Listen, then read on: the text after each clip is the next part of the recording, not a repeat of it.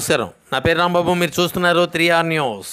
ఎన్టీఆర్ జిల్లా జీకొండూరు మండలం కౌలూరు గ్రామంలోని బుడమేటికి పడిన గండ్లను పరిశీలించడానికి సత్వర చర్యలు తీసుకోవడానికి ఆంధ్రప్రదేశ్ జలవనరుల శాఖ మంత్రి నిమ్మల రామానాయుడుని సందర్శించారు.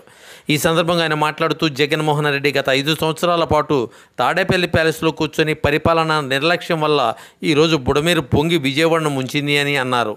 చంద్రబాబు ప్రభుత్వం హయాంలో పోలవరంలో మిగిలిపోయిన పనులు నీ ప్రభుత్వం హయాంలో పూర్తి చేసి ఉంటే నేడు విజయవాడకు ఈ స్థితి వచ్చేది కాదు అంటూ ఆయన అన్నారు. సింగనగర్లో బుడమేటిపై జగన్మోహన్ రెడ్డి మాట్లాడిన మాటలకు కౌంటర్లు ఇస్తూ అనేక ప్రశ్నలు సంధించారు. ఇప్పుడు తీసుకుంటున్న సత్వర చర్యలపై కూడా వివరణ ఇచ్చారు. ఆ వివరాలు ఆయన మాటల్లోనే మీ ముందుంచే ప్రయత్నం 3R న్యూస్ చేస్తోంది.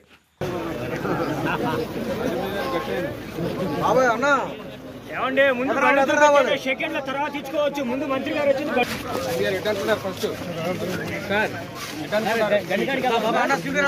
మళ్ళీ 2 మాటలు వద్దు, ఒకటే పెట్టండి.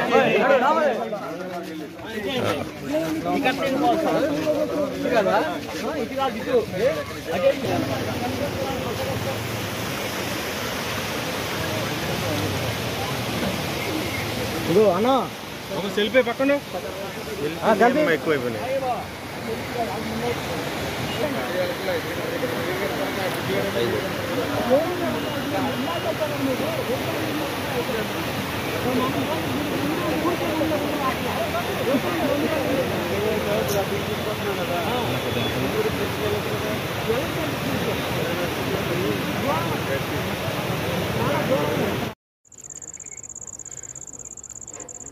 బుడమేరు సంబంధించినటువంటి ఏదైతే మనం గండ్లు ఏవైతే పడ్డాయో ఆ గండి దగ్గర ఉండి మనం మాట్లాడుతూ ఉన్నాం. గత 4 రోజుల నుంచి కూడా ఏదైతే బుడమేరు మాట ప్రజలందరిలోనూ కూడా వినపడుతుంది. నిన్న జగన్మోహన్ రెడ్డి కూడా సింగనగర్ వరద నీటిలో ఉండి ఆయన మాట్లాడుతూ ఉన్నాడు. కానీ తన కాళ్ళ కింద ఉన్నటువంటి వరద నీరు తన 5 సంవత్సరాల పాలన పాపం వల్ల వచ్చిందనే విషయాన్ని ఆయన గుర్తుపెట్టుకుని మాట్లాడాలి. ఎందుకంటే గత తెలుగుదేశం పాలనలో ఈ బుడమేరు 5,000 క్యూసెక్కుల నీరే ఉంటే దాన్ని 35,000 క్యూసెక్కులకి ఎక్స్టెండ్ చేసి లైనింగ్ చేసి ఆ రోజు పనులు ప్రారంభించి 85% ఆయన పూర్తి చేస్తే 5 సంవత్సరాలు జగన్మోహన్ రెడ్డి పాలనలో ఒక్క రూపాయి కానీ ఒక్క అరబస్తా సిమెంట్ కానీ ఒక్క తట్ట మట్టి కూడా బుడమేరుకి చేయనటువంటి నీ పాపం వల్ల ఆ రోజు 30,000 క్యూసెక్కుల నీరు వస్తే మరి 200 మీటర్ల చొప్పున 3 గళ్ళు పడి సింగనగర్ను ముంచి మరి సిటీలో నీరున్నటువంటి పరిస్థితి దుస్థితి. అదే జగన్మోహన్ రెడ్డి తన పాలన 5 సంవత్సరాల్లో ఆ 35,000ని ఎక్స్టెన్షన్ లైనింగ్ బ్యాలెన్స్ పనులు పూర్తి చేస్తుంటే ఈరోజు గండ్లు పడి ఉండేవా? ఈరోజు గండ్లు పడకుండా ఉంటే ఈవేళ సింగనగర్లో నీరు ఉండుండేదా? వరద నీరు.